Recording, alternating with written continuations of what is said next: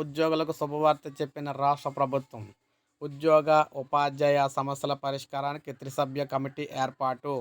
ప్రణాళికా సంఘం vice chairman Chennareddy నేతృత్వంలో కమిటీ.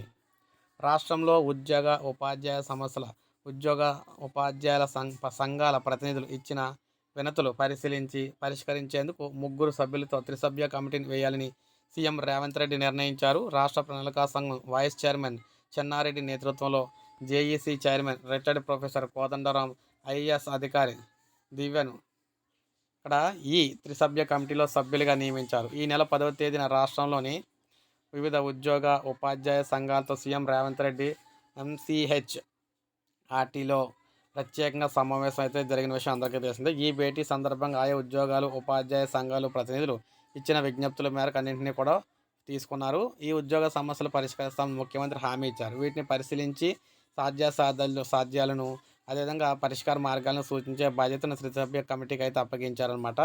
సో తొందరలోనే ఇది కమిటీ పరిశీలించి తర్వాత ఉద్యోగులకు చెల్లించాల్సిన బకాయిలు కావచ్చు, వారికి సమస్యలు కావచ్చు, అన్ని పరిష్కారం అయితే చేయబోతున్నారు. సో ఒక లైక్ చేయండి, సబ్స్క్రైబ్ చేసుకోకపోతే మన ఛానల్ సబ్స్క్రైబ్ చేసుకొని ఫాలో